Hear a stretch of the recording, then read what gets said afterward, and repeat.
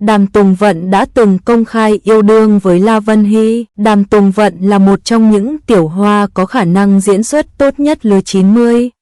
Tuy có sự nghiệp thành công nhưng chuyện đời tư của cô nàng lại khá kín tiếng. Đến tận bây giờ nữ diễn viên vẫn không công khai người yêu. Mới đây nhất, Đàm Tùng Vận gây bất ngờ khi tiết lộ hình mẫu lý tưởng ngay trên sóng truyền hình.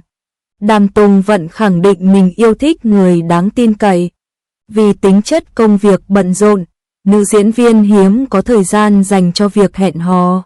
Người yêu của cô phải nhanh chóng trả lời tin nhắn những lúc rảnh rỗi, không khiến cô lo nghĩ nghi ngờ mỗi khi xa nhau. Hơn nữa, nữ diễn viên cũng mong muốn bạn trai có khả năng bảo vệ mình, cho mình cảm giác an toàn, không bị lay chuyển, không bị vẻ ngoài xinh đẹp lừa gạt. Khá kiên định, bạn trai Đàm Tùng Vận phải là người điềm tĩnh, tâm trạng ổn định và tính cách trưởng thành. Thậm chí nàng tiểu hoa còn khẳng định hình tượng bạn trai của mình nghe qua rất giống Tôn Ngộ Không trong bộ phim Tây Du Ký. Đàm Tùng Vận buồn bã cho rằng trong làng giải trí rất khó để tìm kiếm bạn trai. Có vẻ nữ diễn viên đã từng hẹn hò nhiều đối tượng nhưng không thành đôi. Ngay khi Đàm Tùng Vận công khai hình mẫu bạn trai, cư dân mạng so sánh và cho rằng La Vân Hy là người duy nhất đáp ứng được những tiêu chí này. Năm 2015, cặp đôi đã từng có cơ hội hợp tác trong bộ phim Gặp Anh ở thời gian đẹp nhất. Lúc đó cả hai đều chưa nổi tiếng và có mối quan hệ bạn bè khá tốt. Đàm Tùng Vận cũng tiết lộ mỗi dịp sinh nhật, La Vân Hy đều gửi quà và lời chúc cho mình.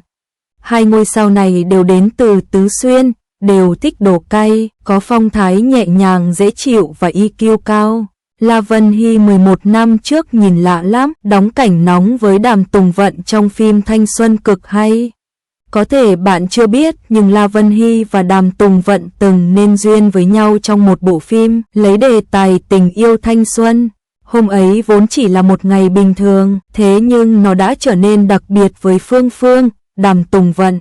Đó là bởi cô đã nhận được một cuộc gọi từ Quách Dương, La Vân Hy, chàng trai năm xưa cô từng yêu bằng cả trái tim cuồng nhiệt và tâm hồn không toan tính. Chuyện của Phương Phương và Quách Dương đã là quá khứ từ lâu. Vậy mà chỉ một cuộc gọi hẹn gặp mặt từ anh, cô lại trở nên thơ thẩn và thả trôi dòng ký ức về những ngày còn mang cặp sách. Quách Dương là chàng trai mà cô từng thầm thích đến điên cuồng, làm dấy lên trong cô biết bao tâm tư thiếu nữ. Mỗi lần đi học về, chỉ cần có cơ hội để đi lướt qua Quách Dương thôi là cô sẽ cảm thấy khẩn trương. Đến năm cấp 3, một bức thư anh gửi sau bao lâu mất liên lạc cũng làm cô đỏ mặt. Trong thư, Quách Dương bảo trong lòng anh, Phương Phương luôn là người con gái đẹp nhất. Dẫu vậy khi tự nhìn mình trong gương, cô lại thấy mình chỉ giống như chú vịt con xấu xí. Thế rồi, Phương Phương đã xé tất cả thư, tạm gạt tình cảm với Quách Dương sang một bên để quyết tâm thay đổi mình. Tự hỏi trái tim, cô biết bản thân muốn được nổi bật, tỏa sáng và gặp anh ở khoảng thời gian đẹp nhất. Sau kỳ thi cao khảo, thi đại học, Phương Phương xinh đẹp đã trở lại quê nhà Trấn Viễn để tìm cơ hội gặp lại Quách Dương. Thế nhưng, cô không chủ động liên lạc với anh mà muốn hai người phải tình cờ gặp gỡ. Đối với cô, đó mới màn tương phùng hoàn hảo nên xảy ra. Phương Phương tưởng tượng ra vô số kịch bản về màn hội ngộ giữa họ. Đó có thể là một ngày đầy gió trên cây cầu xưa, một buổi hoàng hôn trên bến tàu, bên bờ sông lấp lánh ánh đèn, hay cũng có thể là khi cô đang ngồi trên một con tàu còn anh đứng trên bờ. Tuy nhiên, chẳng kịch bản nào trong số này xảy ra cả. Điều đó khiến cô tự hỏi rằng, cuộc gặp gỡ tình cờ của mọi người khác diễn ra hàng ngày, nhưng của mình thì bao giờ mới tới nhỉ? Cuối cùng, Phương Phương cũng gặp lại Quách Dương. Cô vô tình gặp anh khi đi ăn đêm, trong bộ dạng mà vết thức ăn vẫn đang dính ở một bên má. Nhưng không vấn đề gì cả, vì Quách Dương vẫn cứ si mê cô. Lần đầu tiên đi chơi với nhau, Phương Phương đã khóc. Hai người cùng chơi trò vượt thác và thuyền của họ bị lật. Cô đã sợ hãi đến nhường nào, nhưng thật may là khi ấy, Quách Dương đã ở bên và cho cô cảm giác an toàn. Đó có lẽ cũng là bước ngoặt khiến cô từ thích chuyển thành yêu anh. Buổi tối hôm ấy, Quách Dương đã nói rõ lòng mình với cô 2 lần. Lần đầu thông qua một bài hát, còn lần thứ 2 là lúc anh chính thức tỏ tình.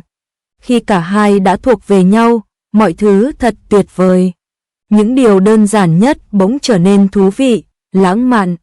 Họ cùng nhau trò chuyện, ngồi thuyền, ngắm xe lửa chạy và còn cùng bước lên chuyến xe rời Trấn Viễn. Ở hành trình từ Trấn Viễn đến thành phố Khải Lý, thời gian trôi thật nhanh vì cả Phương Phương và Quách Dương được ở bên nhau. Trước mắt họ cũng sẽ là những ngày tuy ngắn ngủi nhưng đầy hạnh phúc.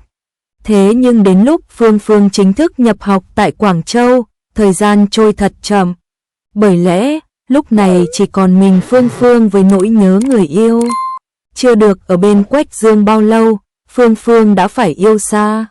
Cô nhớ ánh mắt anh nhìn mình và chợt nhận ra yêu xa thật khó. Cảm giác nhớ nhung khiến cô không thể nghe giảng tập trung. Những việc bạn bè xung quanh hứng thú, cô cũng chẳng thèm đoái hoài. Được một thời gian, cô quyết định bất ngờ trở lại Khải Lý để tìm Quách Dương. Người ta nói, tiểu biệt thắng tân hôn, hai người họ khi ấy đã vui đến nỗi suýt quên cả hành lý. Giá như cuộc sống yêu xa của họ cứ diễn ra như vậy cho đến ngày tốt nghiệp, rồi họ sẽ lập gia đình, sinh con cùng nhau thì thật tốt. Thế nhưng, như vậy thì đã chẳng có câu, tình đầu là tình giang dở. Gặp anh ở thời gian đẹp nhất, La Vân Hy và Đàm Tùng Vận làm sống dậy những hồi ức về mối tình đầu trong lòng khán giả.